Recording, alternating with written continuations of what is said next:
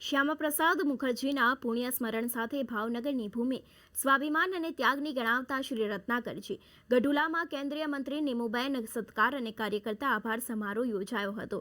ગઢુલામાં લોકસભા સાંસદ અને કેન્દ્રીય મંત્રી નવા વરાયેલા નીમુબેન સત્કાર અને કાર્યકર્તા આભાર સમારોહ પ્રસંગે ભાજપ સંગઠન મહામંત્રી શ્રી રત્નાકરજીએ શ્રી શ્યામાપ્રસાદ મુખર્જીના પુણ્ય સ્મરણ સાથે ભાવનગરની ભૂમિ સ્વાભિમાન અને ત્યાગની ગણાવતા અહીંના કાર્યકર્તાઓ પ્રત્યે ભાવ વ્યક્ત કર્યો હતો। ભારતીય જનતા પાર્ટીના અધ્યક્ષ અને ભાવનગર લોકસભાના બોટાદના ક્ષેત્રના હોદ્દેદાર કાર્યકર્તાઓની ઉપસ્થિતિમાં શિહોર તાલુકાના ગઢોલા ગામે પ્રદેશ મંત્રી રઘુભાઈ હુંબલના યજમાન સ્થાને યોજાયેલ સત્કાર સમારોહ તથા કાર્યકર્તા આભાર દર્શન પ્રસંગે સંઘ પરિવારના મોભી રહેલા શ્રી શ્યામપ્રસાદ મુખર્જીના પુણ્ય સ્મરણ સાથે મહાનુભાવોના હસ્તે દીપ પ્રાગટ્ય કરાયું હતું। ભાજપ ગુજરાત પ્રદેશ સંગઠનના મહામંત્રી રત્નાકરજીએ ચૂંટણી પરિણામ અને ભાવનગર બેઠક સંબંધી ઉલ્લેખ કરીને શ્યામાપ્રસાદ મુખર્જીના પુણ્ય સ્મરણ સાથે ભાવનગરની ભૂમિ રાષ્ટ્રમાં સૌપ્રથમ રજવાડું આપનારી સ્વાભિમાન અને ત્યાગની ભૂમિ ગણાવતા અહીંના કાર્યકર્તાઓ પ્રત્યે ભાવ વ્યક્ત કર્યો હતો। તેઓએ સ્વતંત્રતા સમયે સરદાર વલ્લભભાઈ પટેલ સહિત અગ્રણીઓની ભૂમિકા અને તેઓની રાષ્ટ્રભાવનાઓનો ઉલ્લેખ કર્યો હતો। સાથે જ વડાપ્રધાન નરેન્દ્ર મોદીના વૈશ્વિક સ્થાન અંગે પણ વાત કરી હતી।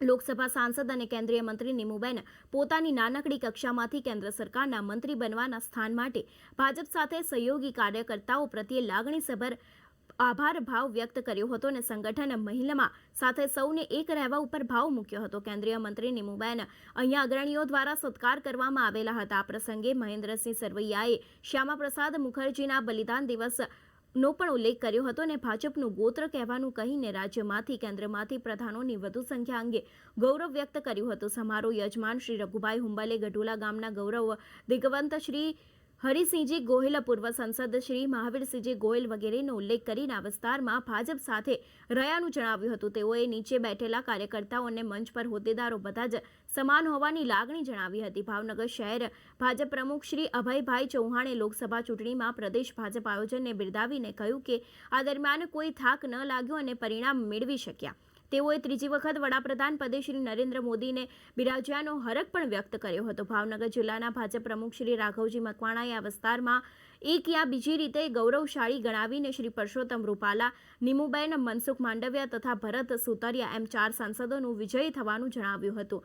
કેન્દ્રીય પ્રધાનમંડળમાં પણ 2 સાંસદોને સ્થાન મળ્યું અને તેમને ઉમેરીને તેમના અભિવાદન અને અભિનંદન પાઠવ્યા હતા। આ સમારોહમાં આભાર વિધિ બોટાદ જિલ્લાના ભાજપ પ્રમુખ શ્રી મયુરભાઈ પટેલે કરી હતી। અહીં ભાજપ અગ્રણીઓ, પદાધિકારીઓ, ધારાસભ્ય ગૌતમભાઈ ચૌહાણ, ભાવનગર મહાનગરપાલિકાના અધ્યક્ષ ભરતભાઈ બારડ, અમોહભાઈ શાહ, જેઠીબેન પરમાર, કેશુભાઈ નાકર્ણી, ભોળાભાઈ સાથે જ પેથાભાઈ આહિર, મુરજીભાઈ મિયાણી, સુરેશભાઈ ગોધાણી વગેરેની પ્રેરક ઉપસ્થિતિ રહી હતી। શ્રી ભરતભાઈ મેરના સંચાલન સાથે આ સમારોહ ભાવનગર તથા બોટાદ લોકસભા ક્ષેત્રના ભાજપ હોદ્દેદારો, કાર્યકર્તાઓ મોટી સંખ્યામાં જોડાયા હતા। આ દરમિયાન ભાજપ દ્વારા વૃક્ષારોપણ સહિતના આગામી સેવાકીય કાર્યક્રમો અંગે જાહેરાત થવાનું સાથે જ જિલ્લા ભાજપ પ્રવક્તા કિશોર ભટ્ટ તથા પ્રચાર સહસંયોજક મુકેશ પંડિતની યાદીમાં પણ જણાવ્યું છે।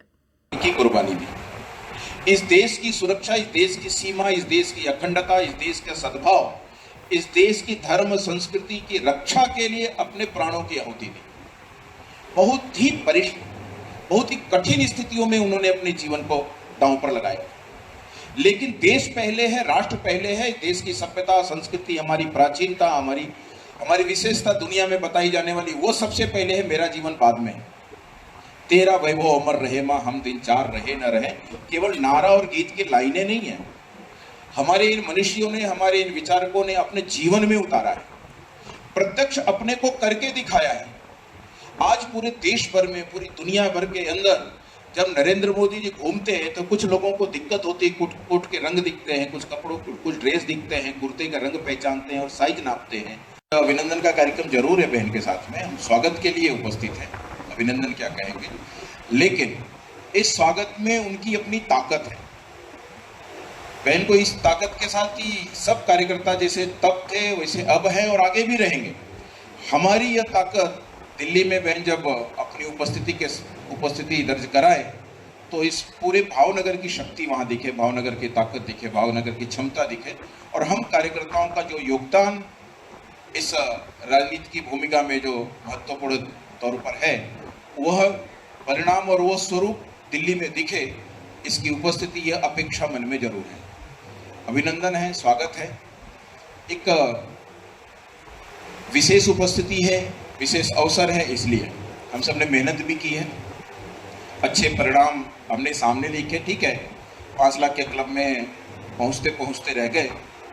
आरसी भाई ने अच्छे से ध्यान में दिलाया है और हम तीनों अध्यक्षों के मन का दर्द मैं समझ सकता हूँ, लेकिन उस दर्द को आगे अंदर 10 વર્ષના શાસનની અંદર દુનિયા નોંધે એ પ્રકારે ઐતિહાસિક નિર્ણયો લીધા છે, ઐતિહાસિક કામો કર્યા છે। 2047ની વિકસિત ભારતની સંકલ્પના સાથે નરેન્દ્રભાઈ ત્રીજી વખત વડાપ્રધાન બની અને આ વિકસિત ભારતની સંકલ્પના સાથે આગળ વધવાના છે। મને અને મનસુખભાઈને નરેન્દ્રભાઈની ટીમમાં કામ કરવાનો અવસર પ્રાપ્ત થયો છે, ત્યારે હું આપણા વડાપ્રધાન, દેશના લોકપ્રિય વડાપ્રધાન નરેન્દ્રભાઈ મોદી સાહેબનો ખૂબ ખૂબ હૃદયથી હું આભાર વ્યક્ત કરું છું। ભારતીય જનતા પાર્ટીના રાષ્ટ્રીય અધ્યક્ષ જેપી નડ્ડા સાહેબ, આપણા ગુજરાતના મુખ્યમંત્રી માનનીય ડબલ એન્જિનની સરકાર ભૂપેન્દ્રભાઈ અને અમારા પ્રદેશના ગુજરાત પ્રદેશના સંગઠન CR પાટીલ સાહેબ અને અમારા સંગઠન મહામંત્રી રત્નાકરજી સાહેબનો પણ હું આ તકે ખૂબ ખૂબ હૃદયથી આભાર વ્યક્ત કરું છું। ભારતીય જનતા પાર્ટી એક એવી પાર્ટી છે કે નાનામાં નાના કાર્યકર્તાને મોટામાં મોટી જવાબદારી જો શક્ય હોય આપે તો એક ભારતીય જનતા પાર્ટી છે। શ્યામા પ્રસાદ મુખર્જીના બલિદાન દિવસ નિમિત્તે અમારા સંગઠન મહામંત્રી આદરણીય રત્નાકરજીની ઉપસ્થિતિ તેમજ કેન્દ્રીય મંત્રી રાજ્ય કક્ષાના હમણાં જ જે નીમુબેનની નિમણૂક થઈ તેનો આભાર દર્શન કાર્યક્રમ અને સત્કાર સમારોહનો આજે કાર્યક્રમ પૂરા લોકસભા 15ના તમામ મુખ્ય કાર્યકર્તાઓની હાજરીમાં ખૂબ આનંદભેર અમે આજે સન્માનનો કાર્યક્રમ ઉજવ્યો। લગભગ 3 ભાવનગર જિલ્લો, ભાવનગર મહાનગર અને બોટાદ 3 જિલ્લાના તમામ આગેવાનો, મુખ્ય આગેવાનોની હાજરીમાં આદરણીય રાજ્ય કક્ષાના મંત્રી નીમુબેનનો સત્કાર કર્યો અને નીમુબેને તમામ કાર્યકર્તાઓનો આભાર દર્શન પણ કર્યું।